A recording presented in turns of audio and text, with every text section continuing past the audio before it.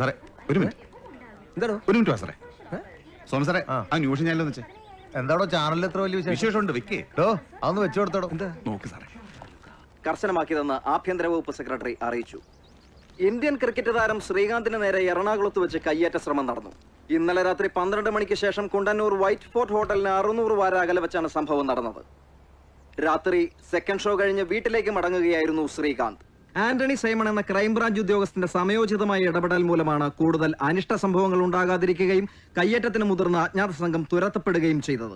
സംഭവത്തിന് ദൃക്സാക്ഷിയാവുകയും അപകടം ഒഴിവാക്കാൻ സഹായിക്കുകയും ചെയ്ത ശ്രീ ആന്റണി സൈമൺ നമ്മോടൊപ്പം സ്റ്റുഡിയോയിൽ എത്തിയിട്ടുണ്ട്. നമുക്ക് അദ്ദേഹത്തോട് കാര്യങ്ങൾ വിശദമായി ചോദിച്ചറിയാം. നമസ്കാരം ശ്രീ ആന്റണി സൈമൺ, ന്യൂസ് ടൈമിലേക്ക് സ്വാഗതം. ക്രിക്കറ്റ് താരം ശ്രീകാന്തിനെതിരെ ഇന്നലെ രാത്രിയിൽ നടന്ന കയ്യേറ്റ ശ്രമം നേരിൽ കണ്ടതാണല്ലോ താങ്കൾ. യഥാർത്ഥത്തിൽ എന്താണ് അവിടെ സംഭവിച്ചത്? താങ്കൾ സംഭവസ്ഥലത്ത് ചെല്ലാനിടയായ സാഹചര്യം എന്തായിരുന്നു? അങ്ങനെ താങ്കൾ ചെന്നതുകൊണ്ട് സ്ഥിതിഗതികളിൽ എന്തൊക്കെ മാറ്റങ്ങളാണ് സംഭവിച്ചത്? അഥവാ താങ്കൾ ചെന്നില്ലായിരുന്നെങ്കിൽ എന്തൊക്കെ സംഭവിക്കാനിടയുണ്ടായിരുന്നു? അങ്ങനെ എന്തെങ്കിലും സംഭവിച്ചിരുന്നെങ്കിൽ അതിന്റെ അനന്തരഫലങ്ങൾ എന്തൊക്കെയാകുമായിരുന്നു? ഇങ്ങനെയുള്ള സംശയങ്ങൾ സ്വാഭാവികമായും 100,000 ഉണ്ടാകാൻ സാധ്യതയുണ്ട്. വളരെ ചുരുങ്ങിയ വാക്കുകളിൽ നടന്ന കാര്യങ്ങൾ എന്താണെന്ന് ഒന്ന് വിശദീകരിക്കാമോ? ഇങ്ങനെ 100,000 ചോദ്യങ്ങൾ ചോദിച്ചാൽ അതിനൊക്കെ ഒറ്റയടിക്ക് മറുപടി പറയാൻ ബുദ്ധിമുട്ടാണ് സാർ.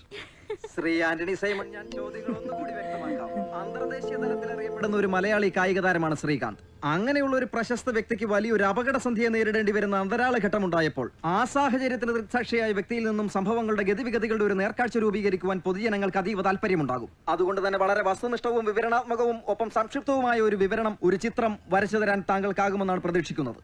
അല്ല, ചിത്രം വരയ്ക്കാനൊന്നും അതല്ല, കാര്യങ്ങൾ കുറച്ചുകൂടി വിശദീകരിക്കേണ്ടതുണ്ടെന്ന് തോന്നുന്നു. വളരെ നിർണായകമായ ഒരു സന്ധിയിൽ നിയാമകമായ ഒരു ഇടപെടൽ ശക്തിയായി പ്രവർത്തിക്കുകയും സംഭവങ്ങളുടെ ഗതിയിൽ വ്യതിയാനം സൃഷ്ടിക്കുകയും ചെയ്ത വ്യക്തി എന്നുള്ള നിലയിൽ താങ്കളുടെ അനുഭവങ്ങളുടെ നേരിട്ടുള്ള വിശദീകരണം കേൾക്കാൻ കുതുകികളായിരിക്കുന്ന ഒരു പ്രേക്ഷക സമൂഹം ഉണ്ടാകും. അതറിയാനുള്ള അവരുടെ ആകാംക്ഷ താങ്കൾ മനസ്സിലാക്കുമെന്നാണ് പ്രതീക്ഷിക്കുന്നത്. ശ്രീ ആന്റണി സൈമൺ, ശ്രദ്ധിക്കേണ്ട ഒരു കാര്യം എന്താണെന്ന് വെച്ചാൽ നമ്മുടെ സമയം വളരെ പരിമിതമാണ്. മറ്റു വാർത്തകളിലേക്ക് കൂടെ പോകേണ്ടതുണ്ട്. അതുകൊണ്ട് വളരെ ചുരുങ്ങിയ സമയം ഉപയോഗിച്ചുകൊണ്ട് വളരെ ചുരുങ്ങിയ വാക്കുകളിൽ കൂടുതൽ കാര്യങ്ങൾ വ്യക്തമാക്കാൻ താങ്കൾ ശ്രദ്ധ ചെലുത്തണം. ശ്രീ ആന്റണി സൈമൺ, എന്നെ എന്തെങ്കിലും സംസാരിക്കാൻ അനുവദിച്ചാലല്ലേ എനിക്ക് എന്തെങ്കിലും പറയാൻ പറ്റൂ. തീർച്ചയായും ഞാൻ താങ്കളുടെ വികാരം മനസ്സിലാക്കുന്നു. താങ്കൾ പറയൂ. ഞാനും മകനും കൂടെ ഇന്നലെ ഒരു സിനിമയ്ക്ക് പോയിരുന്നു. ശ്രീകാന്ത് ഉണ്ടായിരുന്നു ആ ഷോയ്ക്ക്. ഷോ കഴിഞ്ഞ് ശ്രീകാന്ത് ഒറ്റയ്ക്കാണ് കാർ ഓടിച്ചു പോയത്. ആ പോക്ക് കണ്ടപ്പോഴേ ഒരു അപകടം ഞാൻ മണത്തു.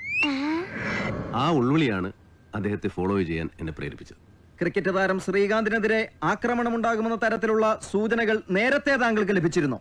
ഡയറക്റ്റായിട്ട് സൂചനകളൊന്നും ഇല്ലെങ്കിൽ പോലും ചില അപകടങ്ങൾ നമുക്ക് മണത്തറിയാൻ പറ്റും. ഏത് സമയത്തും വിജിലന്റ് ആയിരിക്കണം ഒരു നല്ല ഓഫീസർ. ഉറങ്ങുമ്പോൾ പോലും അയാൾ ഉണർന്നിരിക്കണം. ജീവിതത്തിൽ ഒരു സെക്കൻഡ് പോലും നമ്മുടെ മടി പിടിച്ചിരിക്കരുത്. എന്റെ വ്യക്തിപരമായ അഭിപ്രായത്തിൽ അലസത എന്ന വാക്ക് പോലും ഡിക്ഷണറിയിൽ നിന്ന് എടുത്തു മാറ്റണം. പലപ്പോഴും ഒരു ക്രൈം നടക്കുന്നതിന് മുമ്പ് തന്നെ എന്തോ സംഭവിക്കാൻ പോകുന്നു എന്നുള്ള ഒരു തോന്നൽ, ഒരു ഇൻറ്റ്യൂഷൻ എനിക്ക് കിട്ടാറുണ്ട്. ഒരുതരം സിക്സ്ത് സെൻസ് താങ്കളിൽ പ്രവർത്തിക്കുന്നുണ്ടെന്നാണോ പറഞ്ഞു വരുന്നത്? അയ്യോ, അങ്ങനെയുള്ള വലിയ വാക്കുകളൊക്കെ ഉപയോഗിച്ച് എന്നെ കുഴപ്പത്തിലാക്കരുതേ. കുറ്റകൃത്യങ്ങൾ തടയാൻ നിയോഗിക്കപ്പെട്ട ഒരു എളിയ സർക്കാർ ഉദ്യോഗസ്ഥനാണ് ഞാൻ. എന്റെ കടമ വളരെ കൃത്യമായി ചെയ്യണമെന്നുള്ള വാശി എനിക്കുണ്ട്. താങ്കൾ ഇപ്പോൾ സസ്പെൻഷനിലാണെന്നാണ് അറിയാൻ സാധിച്ചത്. ഇത്രയും ജാഗ്രത പുലർത്തുന്ന താങ്കൾക്ക് എന്ത് പിഴവിന്റെ പേരിലാണ് ശിക്ഷണ നടപടി ലഭിച്ചത്? എത്ര നാളാണ് അതിന്റെ കാലാവധി? പുറത്തു പറയാൻ പറ്റാത്ത ഒരു ഓപ്പറേഷനിൽ ഞാനെടുത്ത വളരെ തന്ത്രപരമായ ഒരു നിലപാടാണ് എന്റെ സസ്പെൻഷനിൽ കൊണ്ട് എത്തിച്ചെന്ന് വേണമെങ്കിൽ പറയാം. ഇപ്പോൾ ക്രിക്കറ്റ് താരം ശ്രീകാന്ത് ടെലിഫോൺ ലൈനിൽ എത്തിയിട്ടുണ്ട്. നമുക്ക് അദ്ദേഹത്തോട് കാര്യങ്ങൾ വിശദമായി ചോദിച്ചറിയാം. ഹലോ ഹലോ ശ്രീകാന്ത്, താങ്കൾക്ക് കേൾക്കാമോ? കേൾക്കാം. ശ്രീകാന്ത്, ഇന്നലെ താങ്കൾ നേരിട്ട അവിചാരിതമായ സംഭവ വികാസങ്ങളെ കുറിച്ചാണ് ന്യൂസ് ടൈം ചർച്ച ചെയ്തുകൊണ്ടിരിക്കുന്നത്. താങ്കൾക്ക് എന്താണ് സംഭവത്തെ കുറിച്ച് പറയാനുള്ളത്? ഇത്തിരി പേടിപ്പിക്കുന്ന സംഭവമായിരുന്നു അത്. എന്റെ വഴി തടഞ്ഞവർ ആരാണെന്നോ അവരുടെ ഉദ്ദേശം എന്താണെന്നോ എനിക്ക് അറിയില്ല. പക്ഷെ ആന്റണി സാറും റോയ് സാറും വന്നില്ലായിരുന്നെങ്കിൽ സംഗതി ചിലപ്പോൾ വഷളായനെ. അവരോടുള്ള നന്ദി പറഞ്ഞറിയിക്കാൻ പറ്റില്ല. ആന്റണി സാർ സ്റ്റുഡിയോയിലുണ്ടെന്ന് അറിഞ്ഞതിൽ വളരെ സന്തോഷം.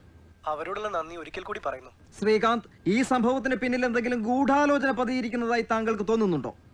ശ്രീകാന്ത്, ഹലോ ശ്രീകാന്ത്, ക്ഷമിക്കണം, ഫോൺ ബന്ധം താൽക്കാലികമായി വിച്ഛേദിക്കപ്പെട്ടിരിക്കുകയാണ്. നമുക്ക് ശ്രീ ആന്റണി സൈമണിലേക്ക് തിരിച്ചു വരാം. പാകിസ്ഥാൻ തീവ്രവാദികൾക്ക് ഈ സംഭവവുമായി എന്തെങ്കിലും ബന്ധമുണ്ടാകാനുള്ള സാധ്യതയുണ്ടോ?